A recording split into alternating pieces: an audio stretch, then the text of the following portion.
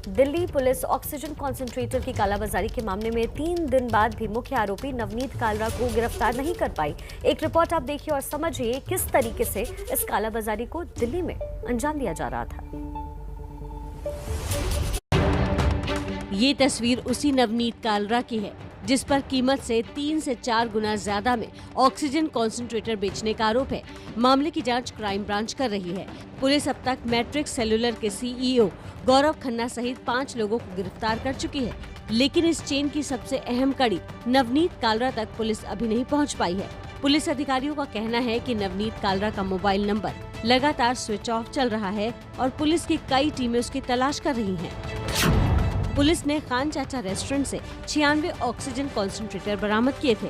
खान चाचा रेस्टोरेंट के मालिक नवनीत कालरा के 3 रेस्टोरेंट से 524 कॉन्सेंट्रेटर बरामद किए गए थे। जिन रेस्टोरेंट से ये कॉन्सेंट्रेटर बरामद हुए थे वो नवनीत कालरा के ही थे।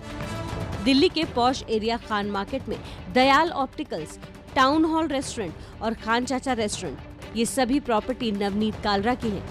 यहीं पर अक्सर बड़े बड़े क्रिकेटर्स और पेज 3 से जुड़े लोग आया करते थे और पार्टी किया करते थे।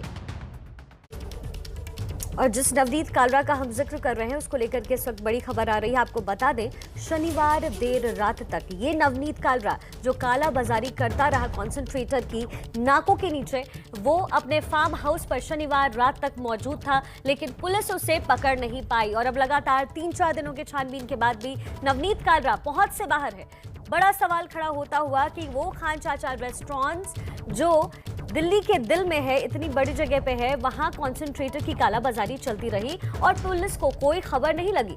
शनिवार रात छतरपुर फार्म हाउस से निकला था। आपको बता दें, नवनीत कालरा अब भी पुलिस की गिरफ्त से बाहर है। इस वक्त हमारे साथ वरुण जैन जुड़ रहे हैं ताजा जानकारी लिए हुए। वरुण, बहुत बड़ा सवाल खड़ा हो रहा है पुलिस पर। फार्म हाउस पर पार्टीज चल रही है। नवनीत कालरा जैसा व्यक्ति जो जाना माना बिजनेसमैन है, और ऐसे में पुलिस उसे गिरफ्तार नहीं कर पा रही और पार्टीज वो अपने फार्म हाउस पे कर रहा है।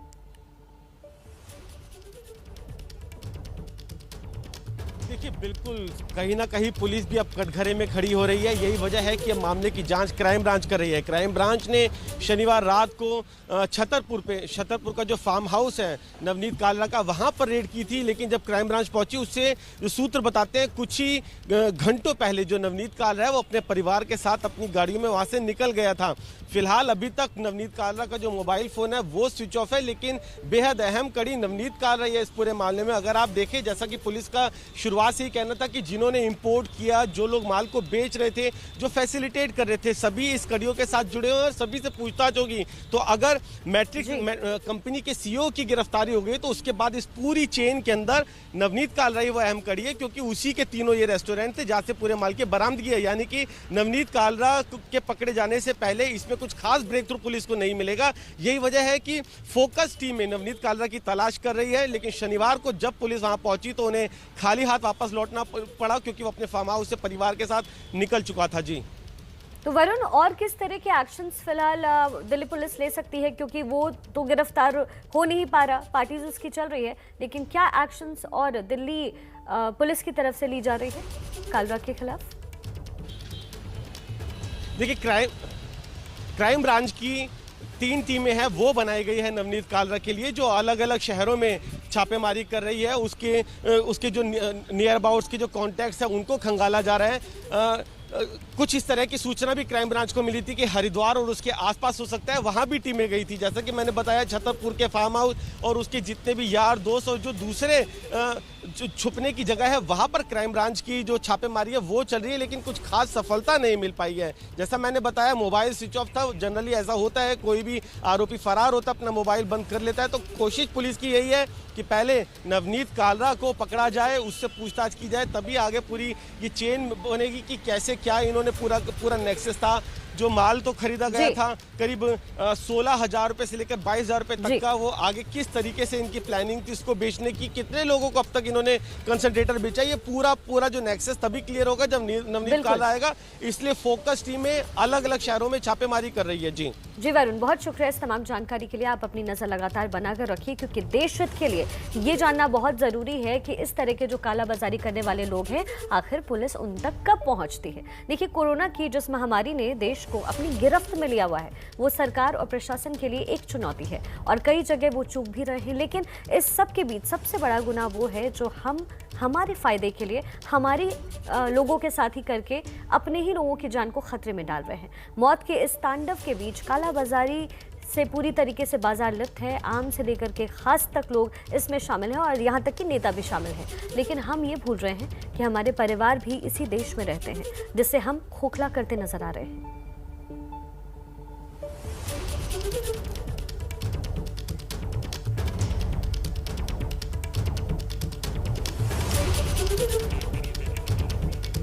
तो लगातार मामले सामने आ रहे थे कालाबाजारी के बाद। अगर दिल्ली की करें, यानी दिल्ली एनसीआर में भी लगातार कालाबाजारी का मामला सामने आ रहा था, वो ऑक्सीजन कॉन्सेंट्रेटर्स हो या फिर ऑक्सीजन सिलेंडर्स हो।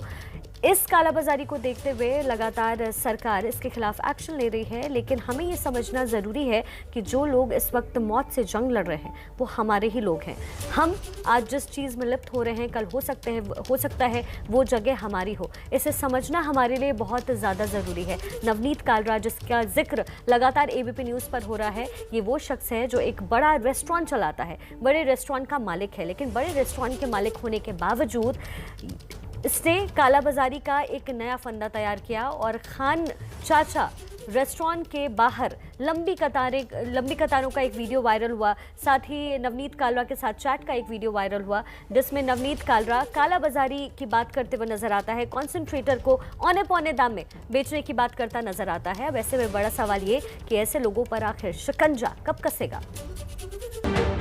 बॉलीवुड और क्रिकेट जगत के बड़े बड़े सितारों संग उठने बैठने वाले नवनीत कालरा के लोधी कॉलोनी और खान मार्केट में मौजूद 3 रेस्तरां से पुलिस को छापा मारकर 500 से भी ज्यादा ऑक्सीजन कॉन्सेंट्रेटर्स मिले हैं, जिसके बाद से नवनीत फरार है। चीन से ऑक्सीजन कॉन्सेंट्रेटर इंपोर्ट करके ये लोग एक ऑनलाइन पोर्टल बनाकर महंगे दामों पर आम जनता को बेच रहे थे। पुलिस के मुताबिक 20 से 25 हजार कीमत के ऑक्सीजन कॉन्सेंट्रेटर को 70,000 तक में बेचा जा रहा था।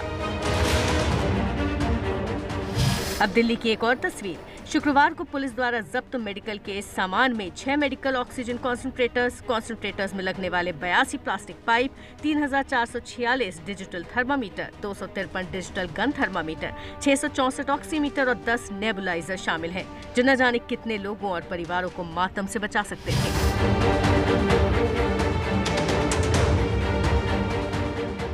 दक्षिणी दिल्ली के पॉश ग्रेटर कैलाश में पुलिस ने बाजार से ज्यादा दामों पर मेडिकल सामान बेचने वाले गिरोह का भंडा फोड़कर 2 लोगों को गिरफ्तार किया। और ये सब हो रहा था यहाँ की सबसे मशहूर एम ब्लॉक मार्केट में। सईद और मुकीम नाम के आरोपियों ने अपना जुर्म भी कबूला और अब कालाबाजारी में जनता समेत नेताओं की भी साठगांठ सामने आ रही है। भैया वर्मा भैया बोल रहे हैं क्या? जी वर्मा बात कर रहा हूँ। भैया मुझे नंबर दिया था मेरे एक भाई साहब ने, वो बोला था ऑक्सीमीटर की व्यवस्था नहीं हो पाएगी तो आप कर देंगे क्या? किन ने बोला आपको नंबर दिया था? एक राजू भैया है हमारे, तो हमारी मम्मी क्या है कि वो अभी घर पे ही है और हमारे पास सिलेंडर तो है, पर उसके ऊपर वो ऑक्सीमीटर लगता है, तो बोल रहे थे कि ये नंबर ले लो भैया, बोले व्यवस्था कर। मैम वो ऑक्सीमीटर मेरे पास नहीं, पर मैं कहीं उपलब्ध करवा दूंगा। उसके बाद पड़ा है। कितने में आ जाएगा आपको? कितने में? 7,000 रुपये, 7,000 रुपये। भैया चलेगा भैया, अभी बहुत जरूरत है, मेरी मम्मी बहुत जरूरत है। फोन पर जिनकी आवाज आपने सुनी वो है मध्य प्रदेश में कांग्रेस के मंडल अध्यक्ष यतीन्द्र वर्मा, जो स्वयं लिप्त है कालाबाजारी के इस काले धंधे में, लेकिन धर लिए गए। पुलिस के बनाए गए ट्रैप में ये नेता फंस गया और फिर पुलिस ने उसे गिरफ्तार कर लिया। तो मैम आप एक काम करिए, आप किसी को पहुंचा सकते हैं तो कार्तिक मेडिकल पे पहुंचा दीजिए, 3 पुलिया चौराहे पर। कौन से चौराहे पर भैया? 3 पुलिया चौराहे पर कार्तिक मेडिकल पे पहुंचा दीजिए। मैम आप कहाँ से बोल रहे हैं? मैं भैया अन्नपूर्णा से बोल रही हूँ, तो वहाँ जाके आपको फोन लगा लूँ? मेरे को फोन लगा लीजिए, मैं करवा दूंगा मैम। जी भैया, थैंक यू भैया। जी मैम। 300 से 800 कीमत वाले ऑक्सीमीटर के लिए न जाने कितने बार 7,000 रुपए वसूल चुका ये लालची नेता फिर पहुंचा किसी की उखड़ती सांसें लूटने और रंगे हाथों पकड़ा गया। यतीन्द्र को पार्टी से भी निष्कासित कर दिया गया है।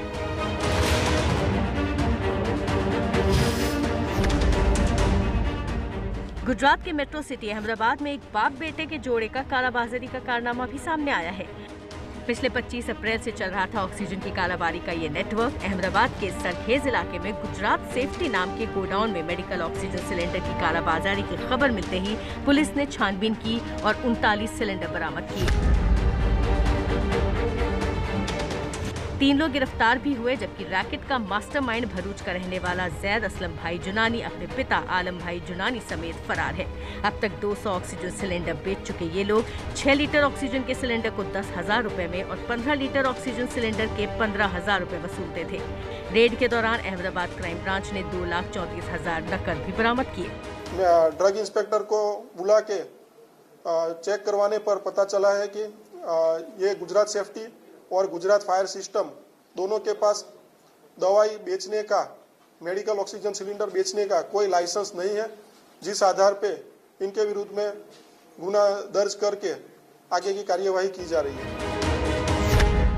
आम हो या खास, जनता से उनकी सांसें तक लूटने वालों को क्या सोशल मीडिया पर लगातार शेयर किए जा रहे ऐसे संदेश दिखते होंगे।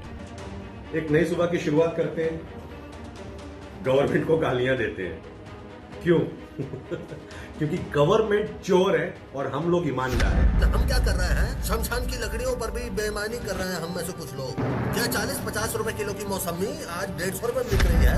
जैसे ही हमें पता चला ऑक्सीजन की जरूरत है, हम लोगों ने ऑक्सीजन पे काला बाजारी शुरू कर दी। जो रेमडेसिविर गवर्नमेंट 900 रुपए में दे रही है, वो हम लाख 2-2 लाख रुपए के अंदर बेच रहे हैं। हम ईमानदार लोग वो बेच रहे हैं, गवर्नमेंट नहीं।